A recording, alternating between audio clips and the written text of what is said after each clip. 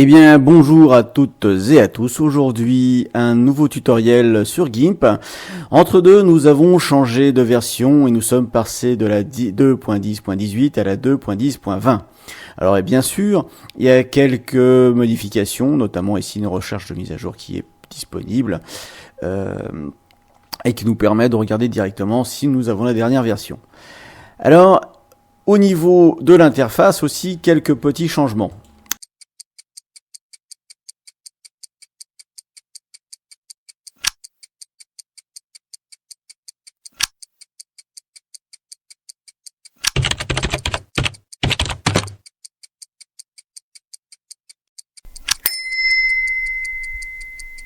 Voilà, donc ici maintenant, il y a la possibilité, lorsque je laisse la souris, alors bien sûr je vous ai mis Kmoon tout en haut là, pour voir ce qui se passe. Donc si je laisse la souris au-dessus, on voit que les icônes apparaissent sans autre forme de procès lorsque je suis dans une liste.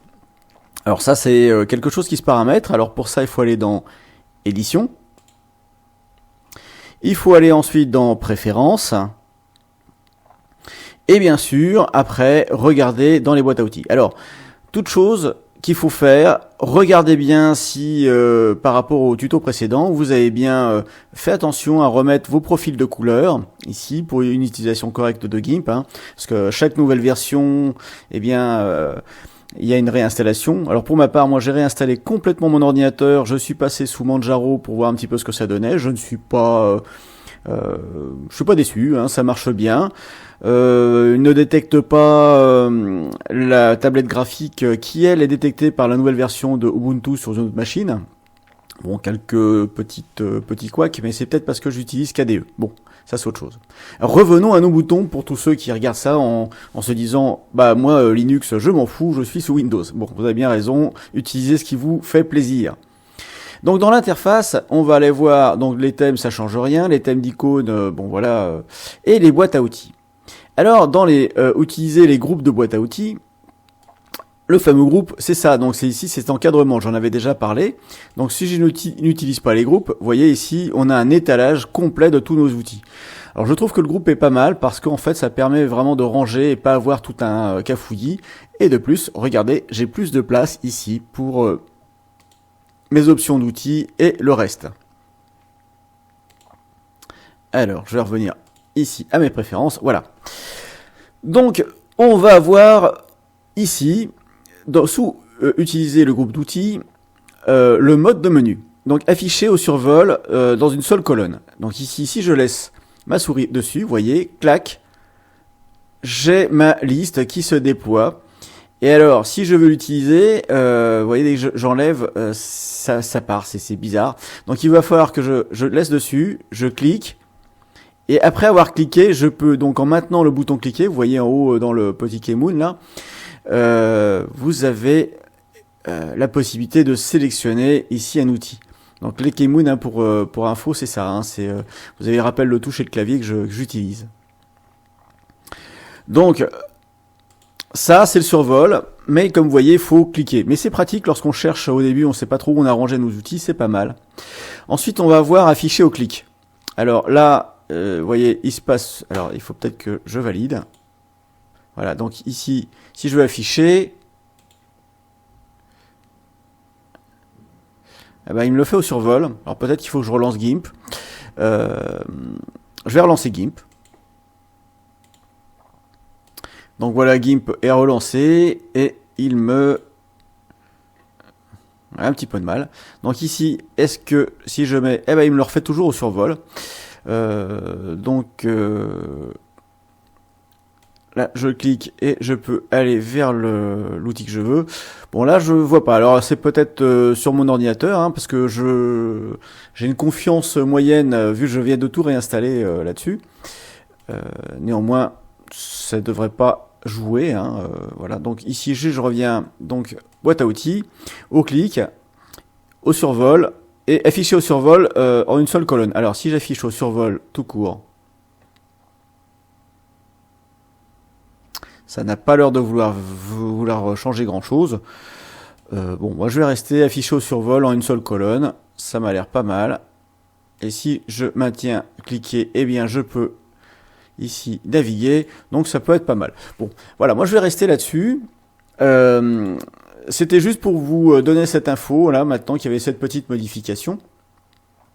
Il y a toujours la possibilité, bien sûr, de classer ici dans les groupes différents outils. Vous pouvez créer même votre propre groupe d'outils si vous le souhaitez. Ça ne change pas grand-chose. Voilà, donc je valide ici et on en a fini pour ce qui est dans des nouveautés au niveau de l'interface et à ce niveau d'avancée des tutoriels. Bien sûr, il y a d'autres nouveautés, il n'y a pas que ça dans GIMP, mais j'en reste là parce que vous balancez toutes les informations, ça serait sortir un petit peu du cadre et de la ligne dans laquelle je me suis inscrit pour cette formation GIMP. Voilà. Alors, on va continuer en allant chercher un petit minou, et ce petit minou, le voilà. Donc je vous mets le lien dans la description, et on va tout de suite faire joujou avec notre outil d'agrandissement et de rétrécissement. Donc nous voilà dans GIMP, et comme d'habitude, je charge par un drag and drop. Donc ici, je prends mon image de minou, je glisse, je lâche, et il s'affiche. Alors vous voyez, j'ai pas gagné en vitesse avec cette nouvelle version, mais il se trouve que j'ai changé l'interface, le système d'exploitation, mais pas la machine, et elle, ma foi, c'est comme les vieux, elle commence à avoir de l'arthrose. Allez, on se retrouve tout de suite pour l'outil de transformation. Alors l'outil de transformation, on va le retrouver ici. Alors pour ça, bien sûr, il n'est pas dans tout le premier, il s'appelle outil de mise à l'échelle. Alors je clique dessus et le premier que vous avez normalement c'est transformation unifiée. Donc je clique ici, je déplie et je vais sur mise à l'échelle. Le raccourci clavier est le majuscule S, mais je vous avoue que je ne l'utilise jamais. De même que lorsque vous voulez aller retrouver ceci en dehors de cette icône, vous avez dans outils, outils de transformation, et vous allez avoir ici mise à l'échelle. Voilà. Au niveau contextuel, c'est pareil. Un clic droit à la souris. Édition. Pardon, outils. J'ai une bêtise. Outils. Outils de transformation. Et mise à l'échelle. Voilà. Donc c'est ici à peu près tout. Alors, comment fonctionne cet outil? Alors, on peut de façon indifférenciée, agrandir ou rétrécir une image ou une zone de celle-ci. On va commencer par l'agrandissement ou le rétrécissement d'une image. Mais pour ça, il va vous faire bien comprendre quelque chose. Nous sommes ici dans une image dite matricielle, c'est-à-dire qu'elle est composée de petites cases. Et lorsqu'on va réduire ici l'image, eh bien, le nombre de cases va disparaître. C'est-à-dire que vous avez des cases qui vont disparaître. Et donc, on va perdre de l'information. De même que dans l'autre sens, quand on va aller de plus petit vers plus grand, il y a des cases qui n'existent pas, et que GIMP va s'efforcer tant bien que mal d'interpoler. D'ailleurs, lorsqu'on regarde ici dans les outils, on va avoir différentes possibilités, et dans le type d'interpolation, vous voyez, par défaut ici, il est dans linéaire, et ça c'est quelque chose qu'il faudrait qu'on change pour mettre en low halo, qui est la plus performante actuellement. Pour changer cela, toujours, je reviens dessus puisque j'avais déjà fait, on va aller dans Préférences. Dans les préférences, on va aller dans les options d'outils. Et dans les options d'outils, on va voir mise à l'échelle, interpolation par défaut, et on va mettre low halo, comme ça on n'est plus embêté. Voilà. Donc je valide. Et ici, par contre, il faudra faire attention, parce que lorsque je vais tout simplement utiliser le type d'interpolation, on va avoir des différences. Alors je vais pas m'amuser, parce que sinon ça prendra une bonne grosse demi-heure, à vous faire la différence entre aucune interpolation, linéaire, cubique, etc. Vous allez voir qu'il y a une différence notable dans la qualité. Vous pouvez vous amuser à faire ça avec une image, et ma foi, la réduire, puis l'agrandir de nouveau, en changeant à chaque fois ce paramètre, mais en reprenant à chaque fois une image nouvelle, vierge, c'est-à-dire recharger une image à zéro. On va avoir dans l'outil de transformation la possibilité de jouer soit sur le calque, ici donc l'image affichée, soit sur une sélection, donc on va pouvoir réduire ou agrandir une sélection, on va le voir, un chemin, bien sûr, ou l'image complète. Alors, si je prends l'image complète, c'est-à-dire que c'est le cas bateau, j'ai chargé cette image et je veux la réduire. Je clique, je réduis mon image ici, et vous voyez qu'elle se réduit. Alors, elle se réduit parce que j'ai ici un petit cadenas qui me garantit l'homothétie. Alors, l'homothétie étant le rapport hauteur par largeur sans déformation. Si j'enlève ceci, je peux maintenant, regardez, tout simplement déformer ce petit minou. Alors, je vais réinitialiser, maintenir l'homothétie parce que ça ne m'intéresse pas de déformer l'image, mais ça peut être intéressant dans certains cas de pouvoir le faire. Voilà, donc ici, je réduis, et ce qu'il se passe, c'est que si je fais une mise à l'échelle, vous allez voir ici le bord ici qui va se mettre aussi à l'échelle. Donc, je fais une réduction, et vous voyez, l'image a été complètement réduite. C'est-à-dire que non seulement le calque a été réduit, mais aussi le canevas. Donc ça, c'est la réduction que tout le monde cherche à faire par défaut, c'est je veux une image plus petite ou je veux une image plus grande. Alors je vais agrandir. Ici, de la même façon, je vais agrandir mon image. Alors je peux l'agrandir soit à la souris comme ça de façon aléatoire, ou venir carrément taper ici mon image. Par exemple, ici, moi je veux une image qui fasse 2000. Et comme j'ai le petit cadenas qui est cliqué, je me contente de cliquer sur la hauteur et GIMP le recalcule. Je fais une mise à l'échelle. Et voilà. Alors si je clique ici, on va avoir réajusté. Parce que réinitialiser, vous voyez, on revient au début avant toute mise en forme par les paramètres. Et si je vais réajuster, eh bien, on nous propose ici un ajustement avec des poignées. Mais alors, vous voyez, ce qui se passe, c'est que cet ajustement, eh bien, il n'est pas autour de l'image. Alors moi, je trouve ça un petit peu, voilà. Bon, moi, je trouve pas très pratique comme option. Donc, je réinitialise, on revient là-dessus, et ma foi, jouons comme ça. Alors, des fois, il se peut aussi que je veuille agrandir et je sois gêné, donc je clique sur le bouton du milieu de ma souris et je peux déplacer. Je peux aussi appuyer sur CTRL molette arrière pour dézoomer. Et alors, je me dis, bon, bah, j'aimerais bien zoomer, mais je suis embêté avec cette boîte là, on peut pas la bouger. Eh ben, si, on peut la bouger. Regardez bien, ici, on a cette petite flèche. On a donc la possibilité de détacher la boîte de dialogue. Donc, on clique dessus.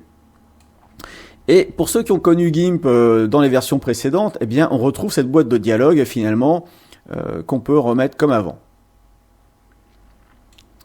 Donc là, on va se retrouver avec un bouton d'aide, réinitialiser, réajuster ou annuler, tout simplement. Donc ici, si je fais annuler, eh bien, on revient à notre image de départ.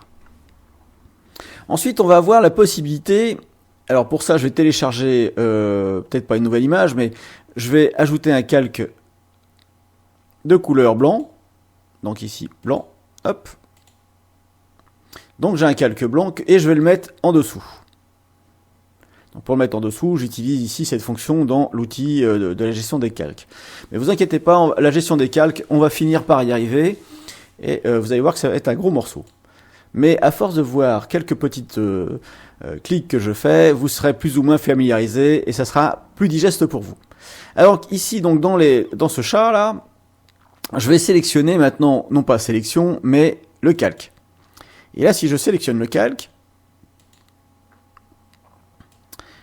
et je réduis, vous voyez, je peux réduire comme avant. Mais on va introduire une nouvelle notion, c'est que maintenant, je vais appuyer sur la touche, donc je commence à réduire, et j'appuie sur Shift.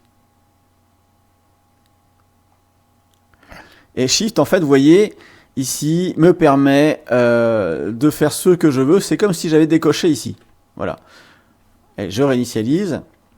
On va voir CTRL, et CTRL me permet de réduire tout en faisant une réduction, mais depuis l'axe central de la boîte englobante de mon calque ou de ma sélection. Donc ici, vous voyez, j'ai cette petite croix au milieu. Alors, voilà, j'ai cette petite croix ici au milieu, et si j'appuie sur CTRL enfoncé, hein, vous voyez, eh bien, j'ai mon image qui se maintient là. Donc, si vous avez placé une image et puis elle est trop grande, par exemple pour faire un scrapbooking ou peu importe, eh bien, il suffit d'appuyer sur CTRL, vous allez réduire. Ça peut être intéressant comme fonction. Donc là, je vais faire une mise à l'échelle. Alors après, on va voir là-dedans les directions. Alors, vous avez normal qui est en avant et corrective qui est en arrière. Alors, vous voyez bien que ici, on peut avoir ces deux fonctions.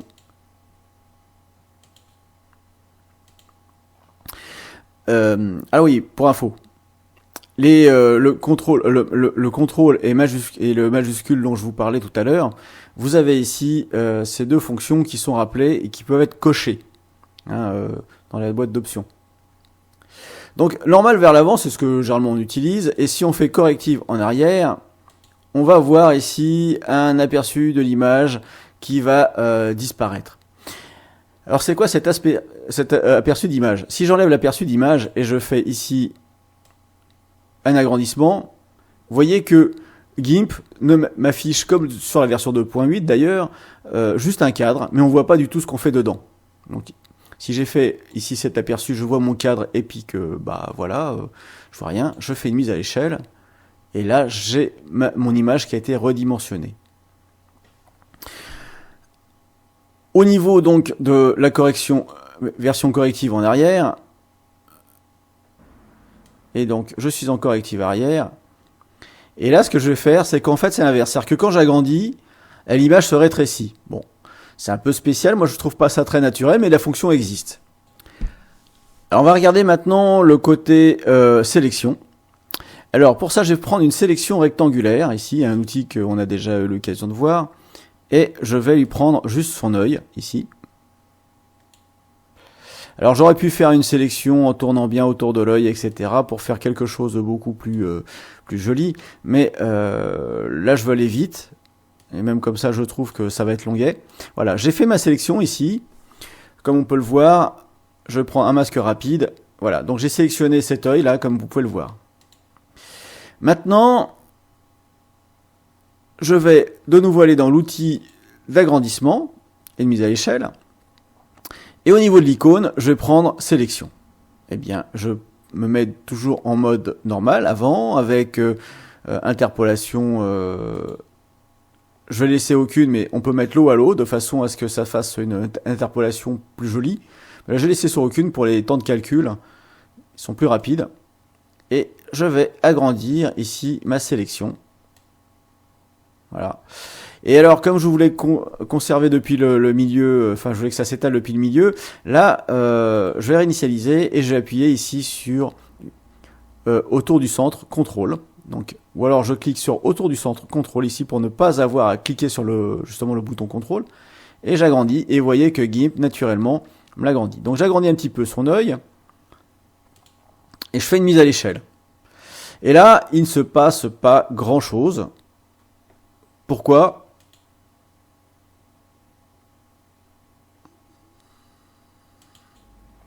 Eh bien, c'est tout simplement parce que si je clique ici et j'agrandis, ce que j'agrandis ici, n'oublions pas, c'est la sélection. Vous me direz, mais alors, à quoi ça sert ? Puisque finalement, on a vu que ici, dans l'outil de sélection rectangulaire, si je clique au milieu, je peux reprendre mes poignets et faire exactement la même chose. Bah oui, ça sert à la même chose. On peut faire la même chose. Alors, ce qui est un petit peu perturbant, c'est que cette sélection, au préalable, lorsque je sélectionnais ici une partie, et j'agrandissais cette sélection, et que je voulais en fait agrandir mon œil, eh bien, c'est ce que je pouvais faire. Bon, alors, je vais de nouveau réduire ici, faire ma sélection autour de mon œil, faire une mise à l'échelle. Et cette fois-ci, regardez bien, je vais prendre, transformer, je vais mettre sur calque. Mais comme mon calque ici ne sera impacté par la sélection rectangulaire, comprenez que ici, tout ce que je vais faire, ça sera dans le petit carré qui est en clair, et non pas ce qui est en rouge, eh bien, GIMP va vraiment, ce coup-ci, m'agrandir mon œil. Alors j'y vais, et vous voyez, là j'agrandis mon œil. Donc, pensez bien que la sélection, vous n'agrandissez que les bords de l'outil de la sélection, alors que lorsqu'on va être sur l'image, on va transformer l'image elle-même. Alors là, l'image a été transformée. Attardons-nous un peu sur le module de calque. On va voir l'image ici avec ce qu'on appelle une sélection flottante. Et GIMP, dans sa grande sagesse, nous a proposé différentes options. La première, c'est de créer un nouveau calque ici, puisqu'il est entouré de vert, vous voyez. Donc il dit, voilà, si je clique là, je vais avoir un nouveau calque avec cet œil agrandi. La seconde, c'est un ancrage. C'est-à-dire que l'image qui est au-dessus, qui est flottante, va être collée directement ici, fusionnée avec l'image d'origine, le chat. Et la troisième qui est de supprimer ce calque, c'est-à-dire que finalement on annule toute l'opération. Voyons ce qui se passe si j'appuie sur créer un nouveau calque. On va avoir un calque au-dessus. Paf, voilà. Donc maintenant je peux gérer le fait de le voir ou de ne pas le voir. Je fais un CTRL Z. Allez, je supprime mon calque. Je fais un retour arrière. Voilà. Donc j'ai ici ma sélection flottante de nouveau. Je suis revenu quelques opérations en arrière. Et maintenant, si j'appuie ici sur le ancrer au calque flottant, eh bien, je vais avoir ici mon calque qui va devenir unique. On fait un retour arrière. Et ici, on voit de nouveau cette option. Alors si je veux conserver cette option pour faire quelque chose de sympa, je vais le mettre dans un nouveau calque. Et par exemple avec l'outil gomme, parce que pour l'instant on ne connaît pas vraiment d'autres choses, je vais pouvoir ici gommer en étant sur ce calque-là. Pardon. En étant sur ce calque-là, on va pouvoir reprendre ici les yeux du minou et faire un œil un peu chibi. Pour ceux qui connaissent, ce sont dans les mangas, on prend la taille de la tête égale à la taille du corps, ou alors, vous voyez, un œil un peu plus manga pour le chat. Alors, vous voyez que comme j'ai effacé et que derrière il y avait un carré blanc, eh bien, on revoit le carré blanc. Ça, c'est un petit défaut. Donc, quand vous faites ce genre d'opération, faut bien remettre l'image du chat en dessous directement. Bon, allez, je ne vais pas rentrer là-dedans, on n'est pas en train de faire du gros photomontage. Donc vous voyez ici comment agrandir. Oups, décidément j'ai du mal à gérer sur cet ordi. Voilà, donc comment faire un œil un peu plus gros, vous voyez. Alors, on va reprendre ici notre outil de sélection. Et maintenant on va voir le rognage. Alors, rognage, on a ajusté, rogner suivant les résultats, rogner selon le même rapport. Kezako, tout ça. On va voir maintenant différents types d'interpolation, de rognage. Alors pour ça, je vais repartir d'une image complètement vierge. Hop, hop. Et je vais remettre un chat dedans. Donc voilà, j'ai mon chat. Alors, premier type, on va voir ajuster. Alors si on a ajusté, en fait, si j'agrandis, eh bien j'ai une mise à l'échelle. Et vous voyez que c'est ajusté. Ça change rien en mode transformé. Par contre, je reviens en arrière, CTRL Z.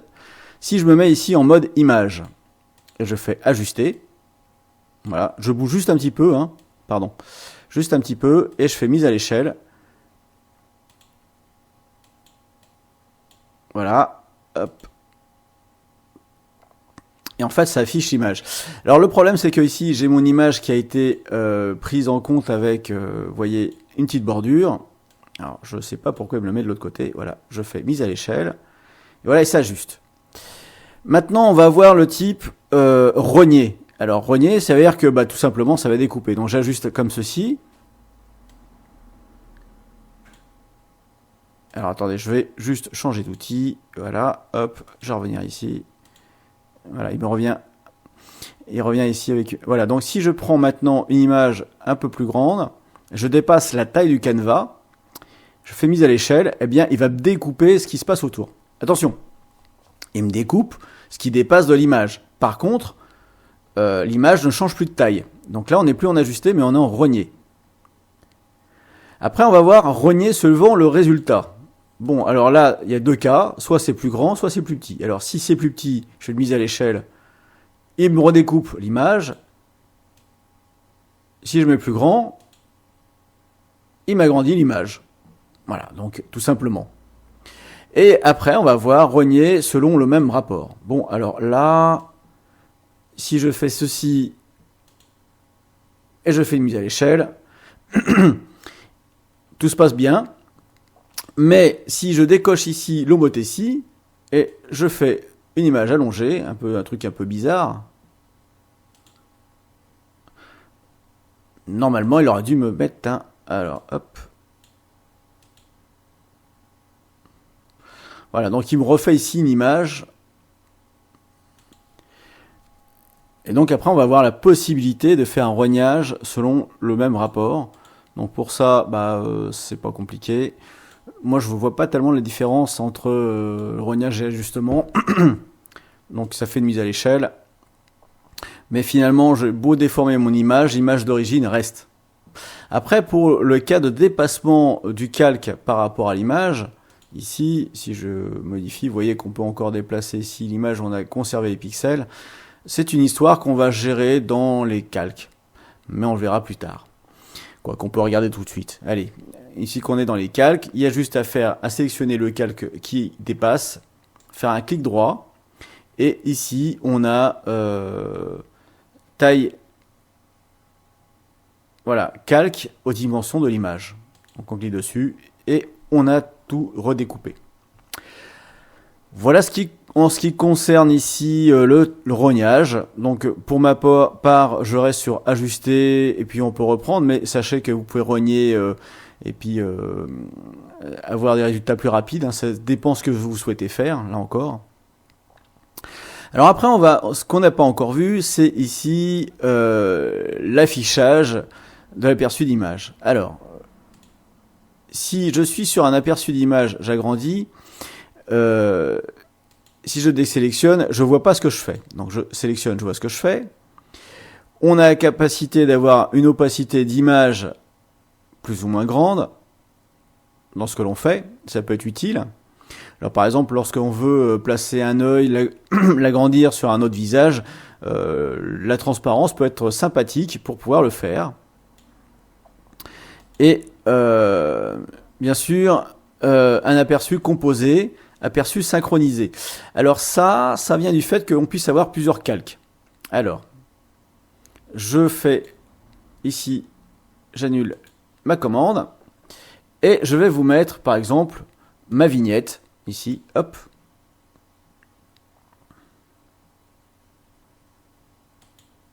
Donc on a la vignette du tuto. Et avec cette vignette, si je clique ici sur la petite chaînette, me disant que en fait, ce que je vais faire sur le premier calque devra être fait sur le second. Je clique ici et je prends un aperçu synchronisé et aperçu des éléments liés. Alors là encore, je vais tout simplement déplacer la première image. Alors il faut que je déclipe ici, sinon je vais déplacer les deux. C'est pas drôle. Voilà, hop, je déplace la première. Je me positionne sur la deuxième, je déplace la deuxième. Voilà, on a deux images déplacées. Vous voyez bien la chose. Et je vais tout simplement, donc, ici, remettre le cadenas, me mettre sur le chat. Je viens me mettre ici sur calque, cette fois-ci. Et je vais réduire ici les deux. Et vous voyez que là, les deux se réduisent parce que j'ai un aperçu synchronisé des deux. Alors, si vous avez beaucoup de calques, on décoche. Et en fait, on voit que... Alors, je ne sais pas s'il a pris la commande. Alors, je reprends. Paf. Donc là, il synchronise. Ça, ce sont les éléments liés. Voilà, hop. Et un aperçu synchronisé. Ça ne me change pas grand chose ici. Enfin voilà quoi. Si vous voulez, mais alors, si votre ordinateur rame énormément quand vous faites ça sur plusieurs images, il faut désactiver aperçu synchronisé. S'il continue de ramer à fond, eh bien tout simplement, vous désactivez l'aperçu d'image, vous faites votre cuisine avec la boîte englobante, une mise à l'échelle, et vous obtenez en fait un résultat. D'accord, c'est pas visible dès le départ, mais ça vous permet en fait de récupérer un peu de performance sur votre machine. On va voir ensuite les guides. Alors les guides, je vais être rapide, hein. Vous avez les lignes du centre. Donc si je décoche ici et je reprends, elle n'est pas le menu mais l'étiquette, hop, et je sélectionne, je vais avoir des lignes au centre qui me permettent de m'axer. Alors ça peut être intéressant si j'ai mis un guide et que je veux déplacer, me mettre sur le guide, etc. Et puis ensuite bien rester dessus. Voilà, les lignes du centre. Alors donc j'ai affiché, voilà, hop. Donc les lignes du centre, ça peut servir à ça. Vous avez ensuite les guides règles des tiers, etc., etc. Voilà un petit peu pour ce qui est de l'outil agrandissement.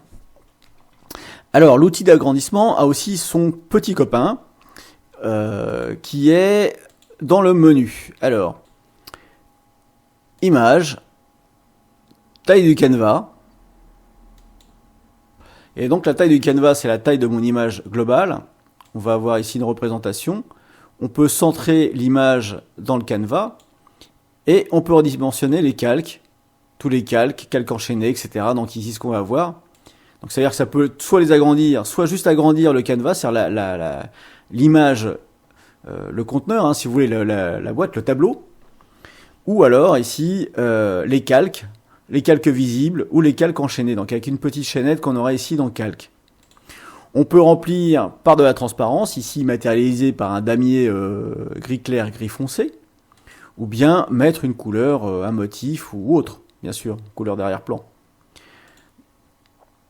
Et on peut demander aussi à ce que les calques textes soient redimensionnés. Donc là, c'est une opération je vais vous faire une petite démo. On va faire simple.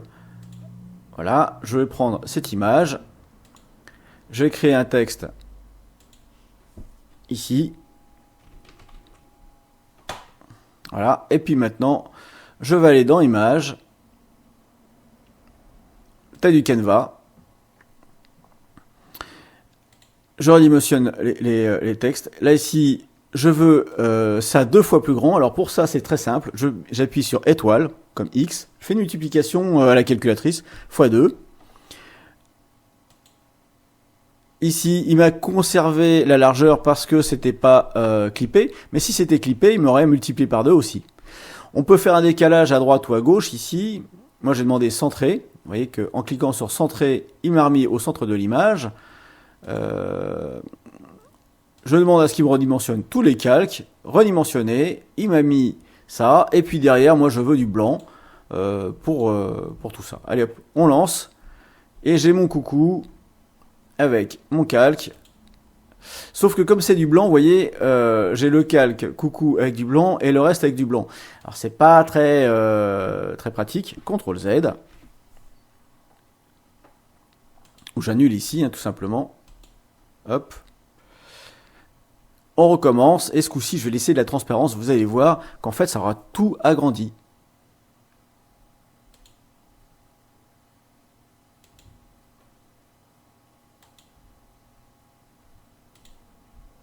Vous comprenez que si vous mettez couleur, motif et autres, vous allez voir sur chaque calque un motif. Ah oui, alors j'ai peut-être oublié quelque chose. Vous pourriez me le dire, vous êtes derrière l'écran là, que j'ai oublié quelque chose. C'est que si je fais pas... Allez, je vais mettre ce coup-ci, je vais clipper. Comme ça, vous allez voir la différence. Je fais...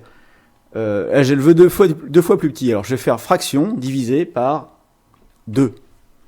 Et donc ici, je vais avoir une image 2 fois plus petite. Je vais demander à ce que ça soit centré. Mais en fait, là, voilà, je vais mettre ici le texte, dimensionné. Et voilà. Vous voyez, on a fait ça. Parce que j'ai pas redimensionné les calques. Donc je vais recommencer de nouveau un CTRL Z. Et cette fois-ci, image, taille du canevas. Je vais multiplier par 2. Ou toujours diviser. Allez, on va continuer par diviser. Diviser par 2. Rempli avec la transparence. Tous les calques.